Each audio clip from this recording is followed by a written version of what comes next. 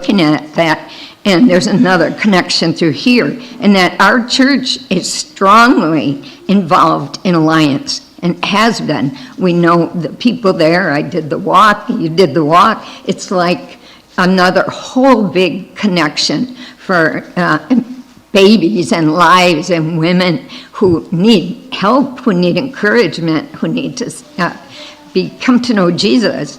And then another thing that happened was Jimmy says he knows somebody that goes to our church and coming to talk to us. Jada, we actually sent a selfie picture to her. You were not around then. So that him and I for Jada, who go to the same camp that you go to, had no idea.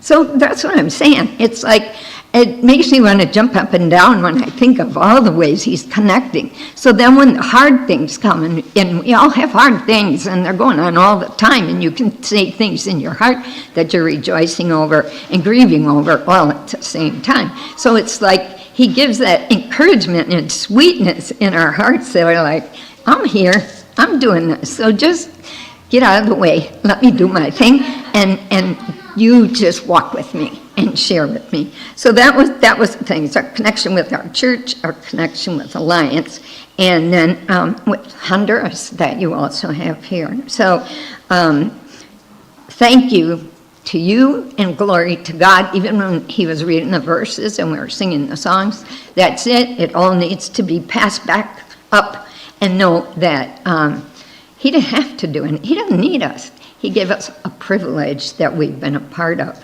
for 26 years now, and marriage for 60 years. And so I don't know who's controlling the slides, but I don't have anything in my hand. Okay, so we can probably start with the first one.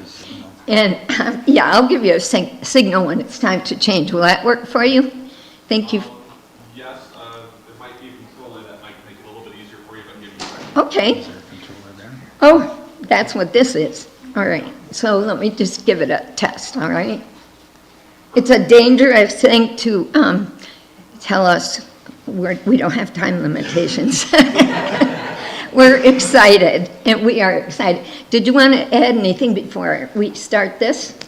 No, just that Jada, she also went with us to Honduras this summer as part of the youth. So Yeah, we love her.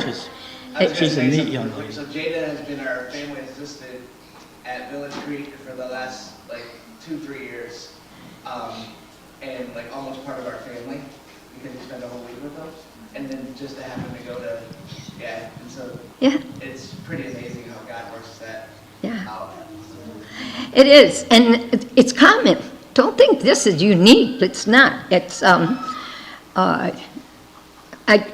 one disadvantage of being as old as we are, he's 79, I'm 76, is that the history is long. So we're not sharing our whole history. But just know that we were unbelievers 60 years ago and coming to Christ after we'd been married, both of us, 14 years. And what he has done in those years. We are not perfect people, and it's like, it's so exciting to be free and to know that he's got us. So we're going to take you along on the story of what he's been doing. And so we are going to give a little background for those who do not know, and for the others who already knew, hang tight, because we will move on to 2025. And don't be afraid to just stop along the way and ask any questions that come to mind.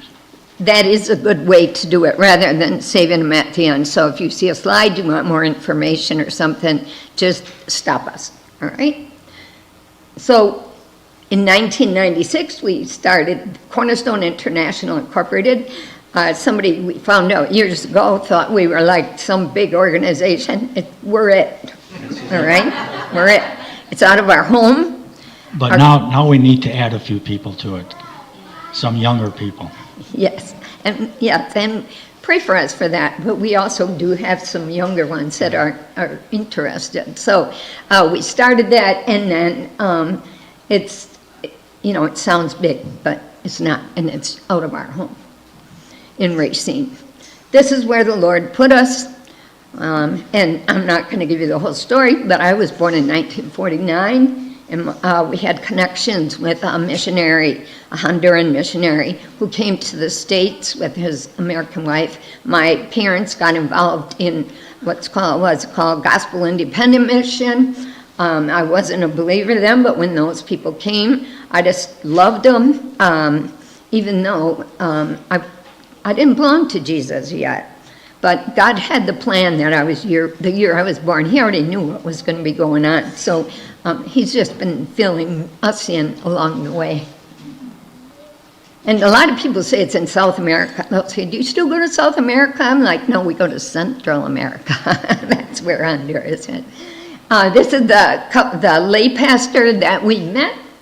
Our first time we went was after Hurricane Mitch. I was a school teacher, and I taught English as a second language, and so I taught for a year. He was doing reconstruction.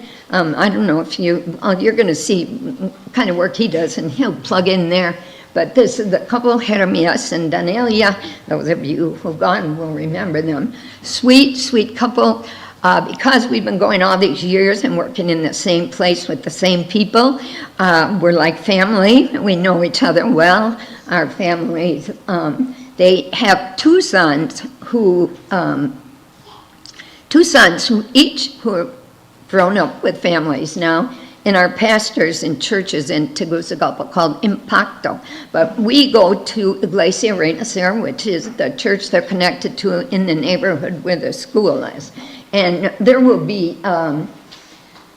another tie that comes along the way with the young man that came to church last Sunday. So Danelia and Jeremias still there. They also are getting a little bit older. They've hit their 70s now. When we go, this is where we stay. We have actually, Dennis and I, there off on the right, there is a little apartment where he and I usually stay, but they house teams at their house when they come, and that's where it is. School and church is just a walking distance away. Iglesia Renacer is the name of the church where we have the most involvement and where the school is connected to.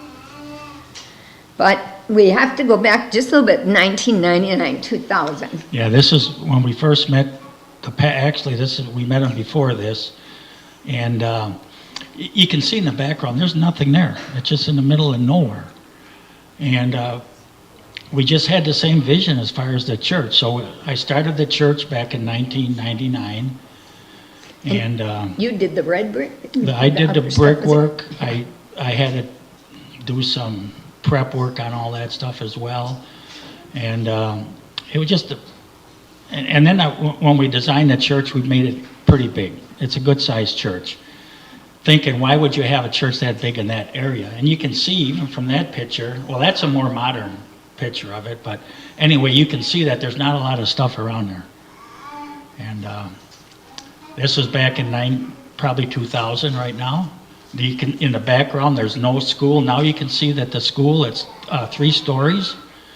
And that's what we started with, that one floor, then the second, and then the third. And that's the school. There's between the church and the school, there's another little addition that we just finished.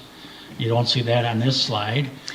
This, I don't know what year, it was 24 maybe, the first time we ever had anybody with us who had a drone. He was the techie guy from our church. We're not techie.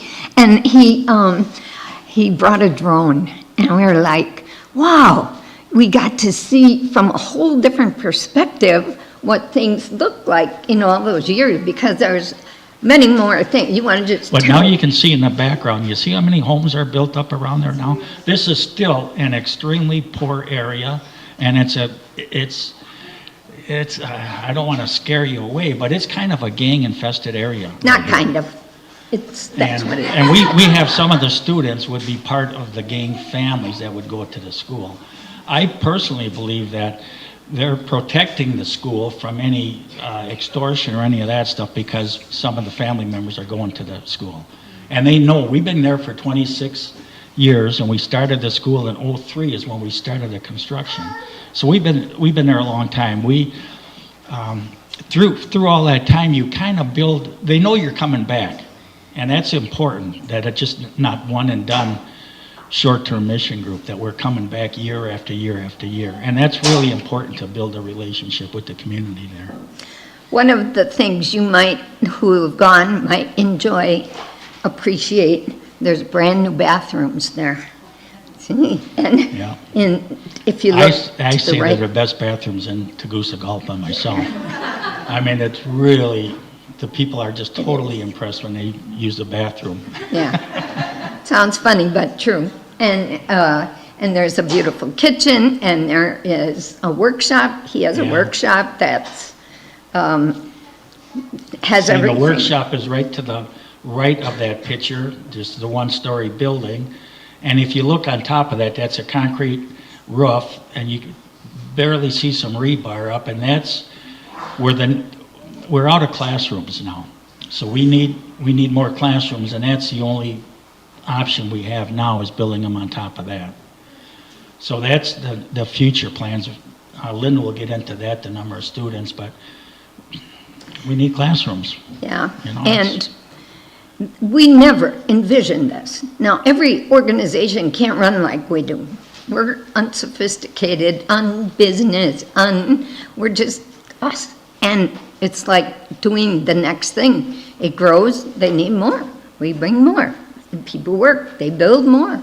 And it's like, we never envisioned what the Lord was going to do. Yeah, but- our long-term plan is just do the next thing. Yeah, And it works for us. It's probably not the right way to do things. You know, you should probably be a little bit of a long-term plan, but we we're didn't kinda know. simple. We were doing what we knew to do, coming to Christ later in life, and there wasn't a thing that was, But we Put out do like kind that. of believe that the Lord equips the called. He doesn't necessarily call the equipped, even though he does use equipped people, and he equipped us along the way, one step at a time. If we seen all of this, had a vision of that, we might have just Run. turned the other way and left, you know. yeah. And there was a rumor going around at our church for a while recently that we were retiring. That's not true. So we're doing the next thing as much as we can. We bring people with us. We have things, but we have challenges now that maybe we didn't have before, and we don't know how long the Lord's going to do it, but it's his work, and it's Honduran run, and it's not us, but we go and help. We're a support mission. We're not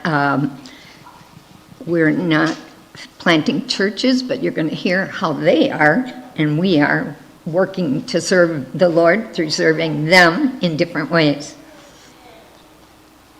So I was trying to think, since we were here last year, what are some of the things that have taken place? And one of the big things that took place was the youth from our church brought a team down. Now, they train them. They start in May, I think they started training them. And they did something different, that they usually would just bring the seniors. And then they would, this year, they mixed the grades because there weren't enough. And so it ended up to be a huge team. So I usually go down there alone in June for the graduations, and he went with me this year to think we're coming in July for a big team. You don't just go to do nothing. You need meaningful work. You need to keep them busy, not just not busy. They need real work. They're going, they're excited. We get these strong young men and women who want to. Jada's in that picture. I don't know if you spot her. Do you see her? All right. So that was them. All right. You can explain what you did Well, there. this is on the second floor of the school. Half of the second floor was one room, and we just had some wood partitions. So we got some metal partitions here. We divided it into 3 classrooms, and we needed that just to kind of break down the classrooms a little bit. So now, and we were able to put some good lighting in that half, a good ceiling, and some fans. So slowly but surely, we see some progress there. And the majority are young people working under the leadership of the leaders. We have fabulous youth leaders. We are not the ones training them to go. And what happens is when they come, these kids are prepared to do whatever they're asked to do. They don't fit in a certain thing like, well, that's not what I signed up for. There's 2 rules: be Christian, be flexible. Nobody knows when you go somewhere or you go into something like this what it's going to be like, what's going to happen. And so you need to be ready with your heart for anything and to do what's needed and what's asked. So they usually work, the physical work, they'll work a half a day. Either, I think this trip it was in the morning. Yeah. And then in the afternoon, they'll do a VBS. A VBS, which they actually write. They can choose a theme from Scripture. They do, and they'll have several stations where they'll do like a skit from their story. They do Bible teaching, then they'll have a craft, and they'll have games, and it's all. But this is interesting because when we were there then, these kids, they need more parking now. This church is growing. So they need to chip away. They want a ramp going up there with additional parking, all to be done by hand. So there they are. They were killing It looks themselves. like just busy work, but it's really not. It's not. They're It's, they make fun of it too. They enjoy it. It was hard work for them. Believe me, it was hard work.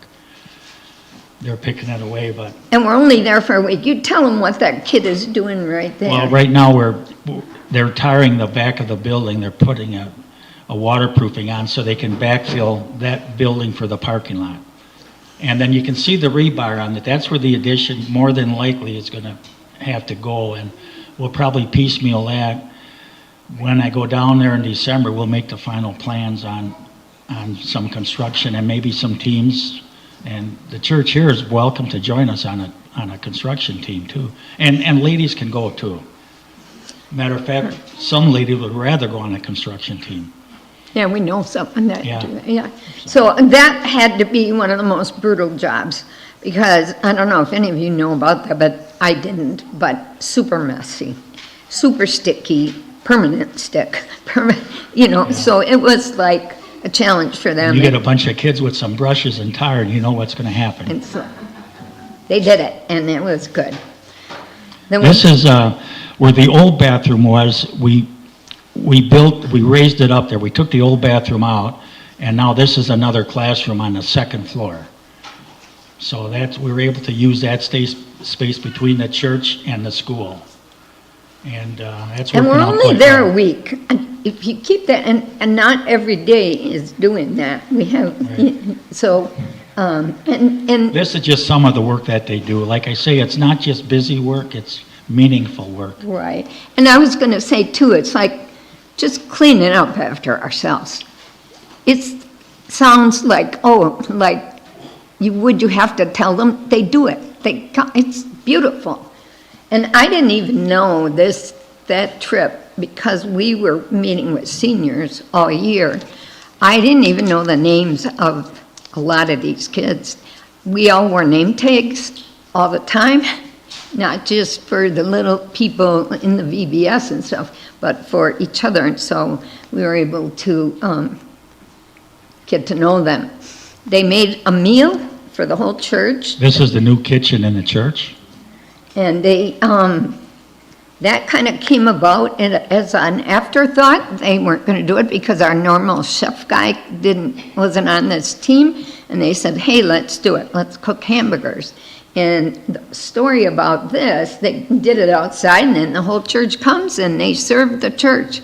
And so, but what's interesting about this, some of our toughest guys, I don't have them in the picture, guys that we have authentic concerns about. The Honduran kids. Honduran teenagers that both sides are pulling hard on them, okay? The gangs and the Christians.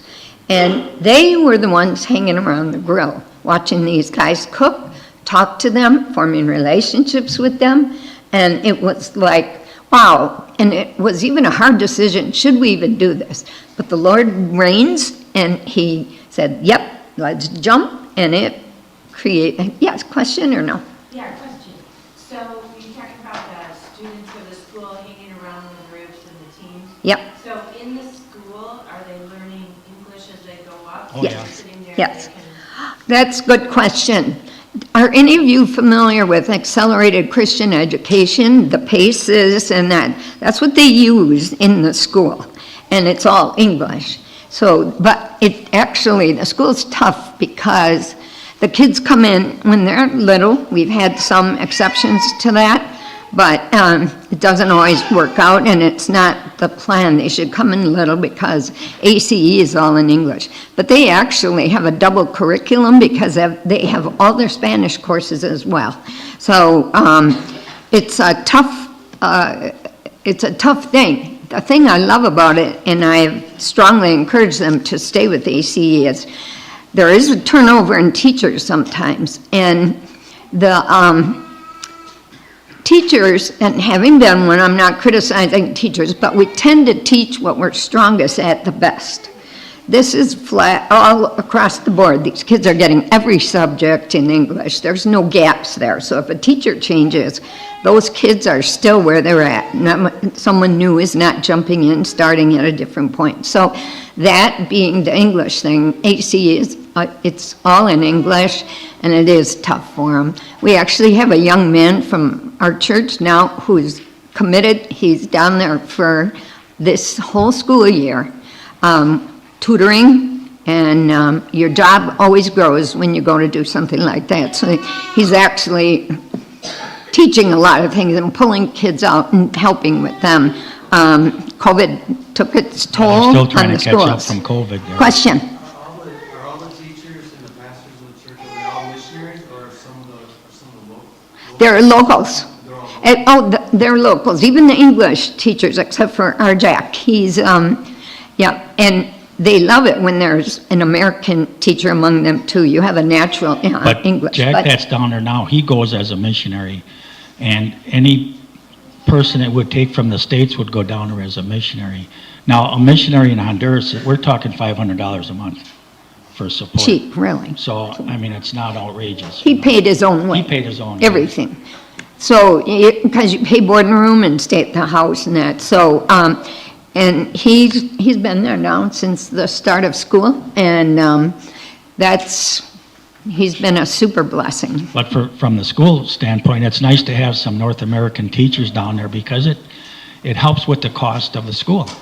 Because Right. they're going as They're a- not paying them, they're Right. paying the Honduran teachers. So it's, so they're cooking, I'm not sure why there's a fire on the grill part, but that's, I wasn't there.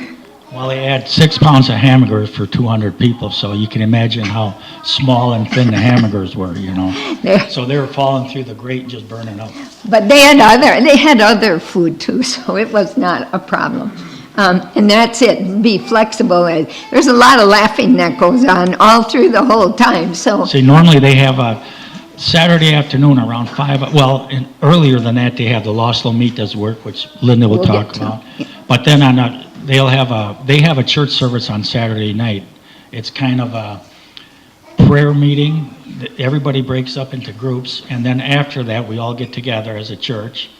And then usually when we're there on a Saturday, then we'll cook a meal for the church. So we provide all that and make the meal for them. That's how that got started many years ago. And then they'll still have their traditional service on a Sunday. And this is in the church building, which, again, that tile floor was put in 1999. So that's when we first started the church. This is our team with a few of the Honduran kids. This is not, I looked for a picture of just the VBS kids. There were over 80 kids who showed up for VBS. So in the morning, they would do their physical work. In the afternoon, they would do a vacation Bible school, and the kids came. And you see there again, too, I'll share the verse at the end, but you'll see fruit that goes on. Our youngest dropout was 5 years old. Lived right by the school. Mom never made her come. So she had a full scholarship, and you just see her roaming the streets. She didn't have to come. She didn't come. She showed up at VBS this year as like 12, 13 years old. And I don't know what God's been doing all that time, and we don't have constant connection with every kid or anything. So it was like, I was like so excited. I have to control myself because I don't want to scare a teenager away, like, just leave me alone, I'm here, be glad. So, but the Lord is doing work that we're not even aware of, and they're doing all this discipling all the time. It's a Christian school, and they have Bible classes every week, and all the Bible in the curriculum. So even kids who don't necessarily go to the school are having opportunities for things like that. With our group, every night, there's See, this Jada. group this year was, or last summer was 38, total of 38. Yeah, And then in the upper floor of the house. where we stay at, then we have our time at night. And that's the highlight of the day, is always that time at night. It goes on for hours. Regrouping and praying and just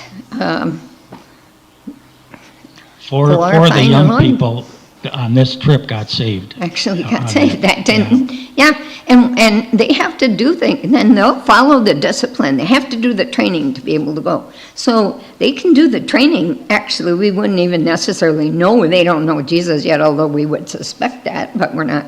But when you're there, there's a whole nother realm of things going on that are on our own side, on our own team, of working together and being unified and in hard situations. So this is how we end our nights with our team. So Las Lomitas is a work that Iglesia Reina's here, people from there started many years ago. Did you go to Las Lomitas to another verse, or were we always at? No, okay, so this wasn't even right then, but it's called Las Lomitas, and in 2023, the walls were up, the floors were being poured. That was a team from Racine. And in 2025, it was complete. This is Diego. Well, it's not complete, but they're using the building. They All right. still would, there's a lot of things they need. but- So what do they have? Well, they would like a front door would be nice too. Oh, you know. okay. That's What do I always kind know? of nice to have in a church. All right. It's enough where they're using it They're using as a it, yes. full-fledged And church. they're quite happy with it too. I don't want to, yeah. Minimize it, no. And you can tell what I pay attention to when I'm running around talking to people. So it's like, but this young man, Diego, he's from Racine Bible Church, bilingual.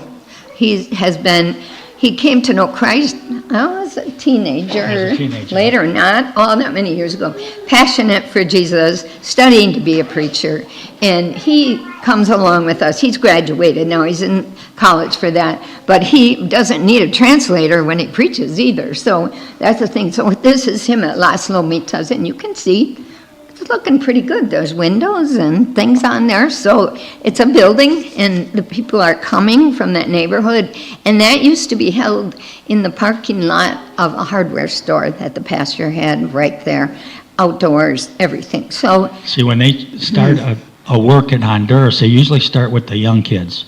And they'll start on a Saturday afternoon, and we've been part of this, where we'll go to the neighborhood and invite the kids. On a Saturday afternoon, we'll get there an hour before, knock on doors, get the kids to come with us, go down into the parking lot, and then it'll be like a VBS program for an hour. We'll give them a little treat at the end. If any of the ladies come, then we'll have a Bible study for the ladies, for the mothers. And that's how it starts. Men don't go to church, not unless there's a building there. It's a macho society. They're not going to go sit underneath the sun and listen to a preacher. They're just not. and it was always a Honduran leading us. We never just went out there on our own and did whatever. So it was Hondurans from the Iglesia Reina. Yeah. What does a typical Honduran service look like? Well, it's pretty interesting because Iglesia Reina Ser, I would call, I don't know if it's typical, but it looks a lot like our churches, but and operates a lot like our Racine Bible Church. But I have to say too that there are ties with MacArthur and things, because our pastor, one of our pastors, the Spanish pastor from our church actually met Jeremias at the conference in California, the Spanish one. That's what I'm saying, it's fallen in place everywhere and nothing to do with us. And so everybody's always taking pictures. Oh yeah, this one knows this one. And it's all tied together. So it shouldn't surprise us. But it's interesting at Reina Ser, the goal for last year was make disciples, train and make disciples, and that's what RBC's goal was as well. They had a year of making disciples. So it kind of ties in. There's church services that would be similar to what you would be used to in North America. Yeah, and you're going to see there's going to be one right coming up. There's a few older people that go to the church. Well, when the worship team is up there at the church service, they usually don't come until the music stops. And then the older people come up there. And we're always there, the first ones there, because I love to listen to them when they're practicing. And like when we go just for an afternoon to Las Lomitas for a couple hours, and a bus takes us there, and they do their VBS, not the whole program, 3-day program, but they'll do their skit. This year it was Noah and the Ark, and God's promises always come to pass, and they would have music and a skit and sharing time. The Hondurans love it, and we come every year. We go out there just for that short time. So that happens, but it's a shorter thing than what we have at Iglesia Reina Ser. Well, they just started a new work in Suyapa. Now, this Suyapa area is right next to the big Catholic church, and that area around there is 100% Catholic. They really control that area there. So just to start a church in Suyapa was really quite a thing. And there was a local believer in that area that contacted the pastor and says, hey, can you help us out with a church here, start a church? I took a picture of the open door there because you can see there's traffic. There's constant traffic there. There's not the traffic where Iglesia Reina Ser is. It's not. It's a neighborhood most people don't want to go into, and it's kind of isolated, less and less, but it's still, and Las Lomitas is kind of out there where you don't just walk past it. This is a busy place, and it just so happened as the Lord does things, we were asked to go there at the very first church service that they had. The very first Sunday service, because they started on a Saturday afternoons with the young people. And the hard part about stuff is, I haven't learned how to be two places at once yet. It's probably me, I don't know. And so I was thrilled that I was able to go along for that first service. And Diego preached. And we had one of our young people give their testimony. And it was like, I've never been to a first service in a church and they had a preacher from us preach the first sermon, So I was like overwhelmed by all of this. The building was just metal, and I don't know, when I go in December, I'll see what it is, and we were sitting on benches. That young lady there is one who shared her testimony, and it can be nervous for these kids. She was going alone. We didn't have room for anybody else to come along, and there's no way we could bring a team there. Everybody was at a different church that Sunday. They're in Las Lomitas or Iglesia Reina Ser. See, part of the trip, the kids are prepared for testimonies, and at the different services, different kids will be giving testimonies, and we'll have a different speaker at the different churches. So we kind of take over the Sunday service at the different churches here. And so this was their first Sunday school class, and Deanna, the girl teaching it, went to the school. Her dad is one of the elder pastors now, I believe, at Iglesia Reina Ser. Mm-hmm. So now the reason, that's all the background there. The reason that we're coming up here and we're picking up blessing bags, and again I say thank you, but maybe you don't know how blessing bags work. We bring a team, we're going to be 12 of us, we never know how many will go, but they can only bring a carry-on, and that's the norm for any group. You can only bring one carry-on for you in a backpack. The rest you're packing for us, and not for us, for Hondurans. So this is what our dining room looked like last year before we left.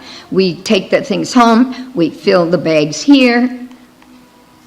When we get down there, those bags are all emptied. Some of these kids never get a Christmas gift, so everything is sorted.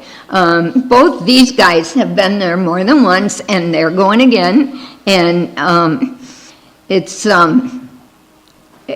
amazing the work that goes into that. Then we bring the bags. I go to Dollar Tree, and every student, I print out a tag and stick their name on something, and so they're hand chosen. And there's always a lot left over, because while they're distributed, they do a program for us on Friday night, and after that, they get their gifts. So they know those gifts, those bags are already up on stage there, that they are looking forward to that. But they do their program, and there's a short speaker, and it's fabulous. And parents are so excited and proud, because whoever comes to represent them, because a lot of it is in English, and these kids are learning English, and they will be bilingual, and it's beautiful. So we tell people you don't have to speak Spanish to go there, because they speak English, a lot of them, and those who don't, you'll learn some Spanish. Jack, who's down there,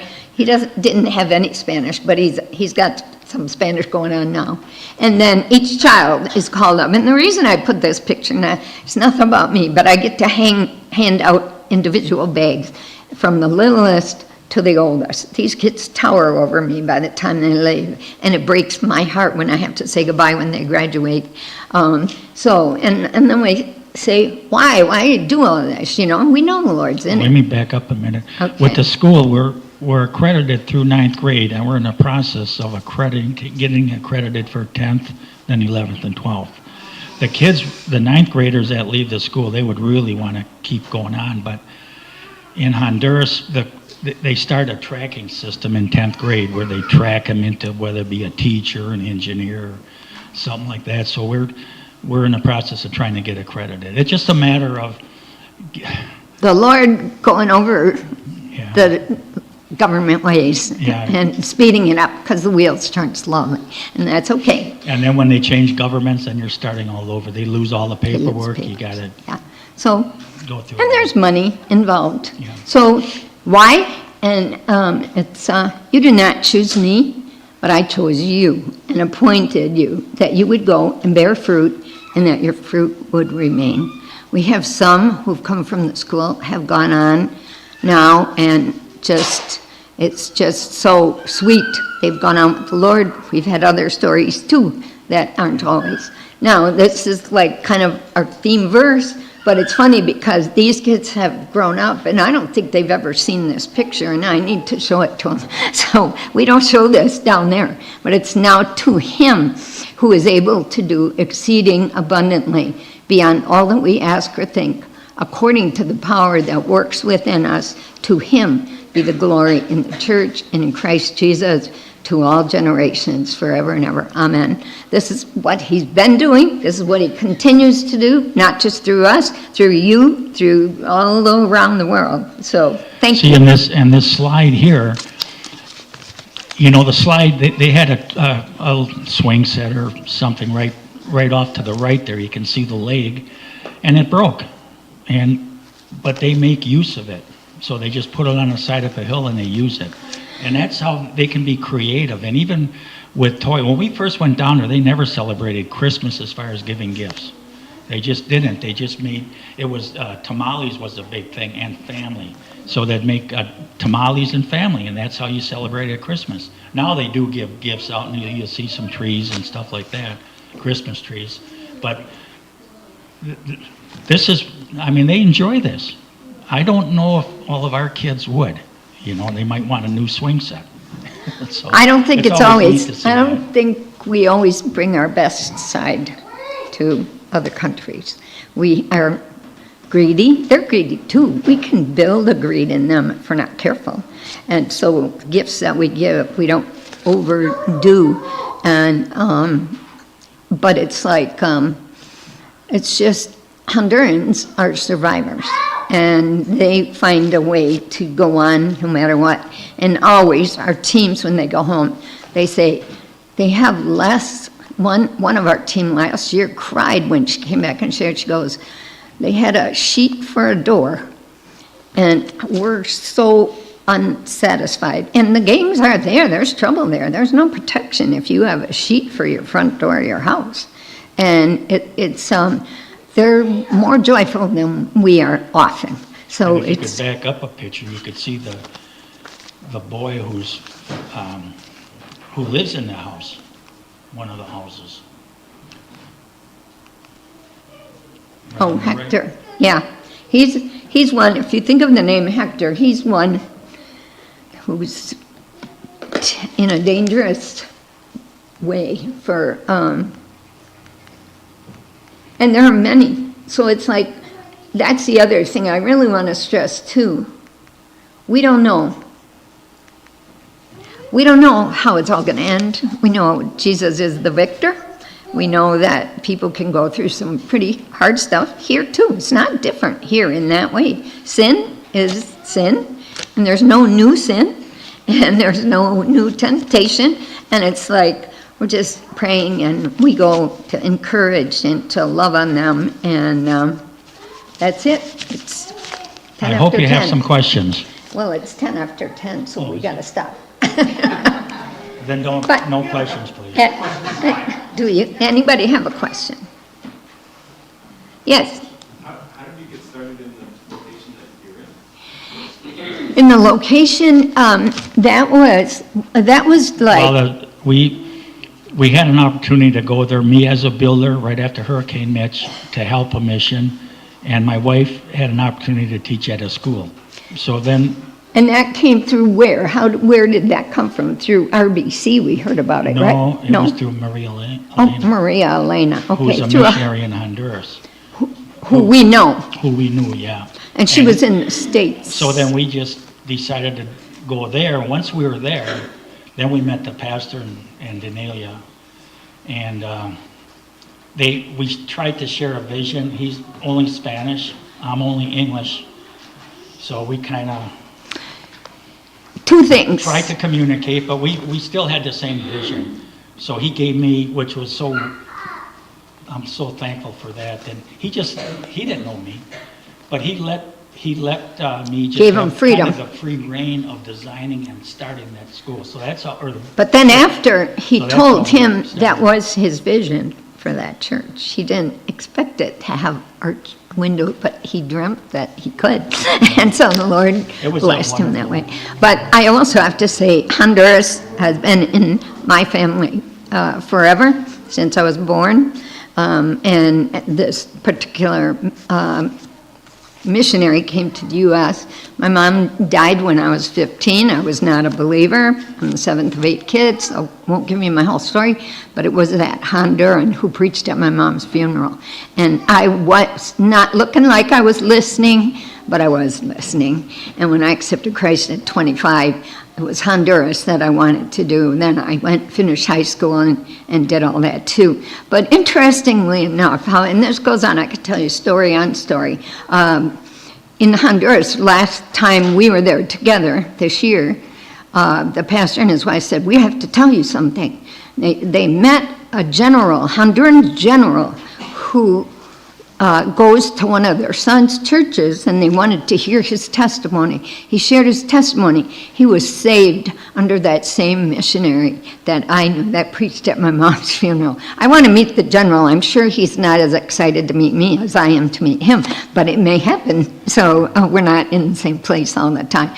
Then last Sunday we go to church. Someone runs up to us. Listen, I got this guy. He's from Tegucigalpa. And so we come in, and she brings him over. He speaks perfect English. He's a businessman. He goes to one of the churches down there of the Sons. So it's like it's beautiful. And it's like how the Lord encourages us if we're paying attention to how much he's there, even in the hard times. He kind of gives you these little prods along the way of encouragement to say, just keep going, leave it with me. No, I don't need you, but I want you. And so that's where it's at. Yeah, I don't know if we answered your question, but a word of encouragement. When we got the call to go to Honduras, my wife was 50 and I was 53.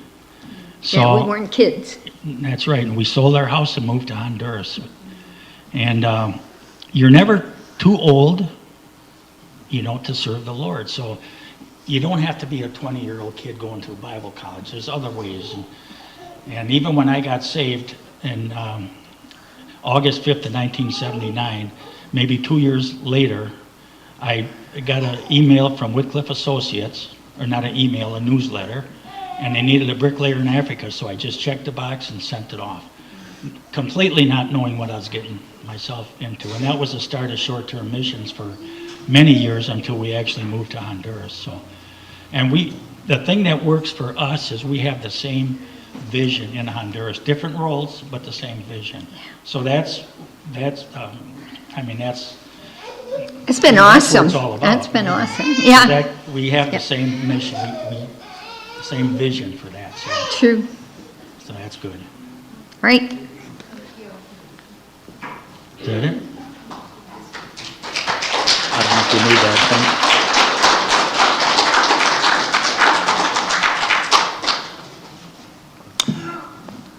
So two things. One is we have a basket in the back. So if you'd like to leave a gift for them before they head out, it's right by the offering plate. It's just a little wicker basket.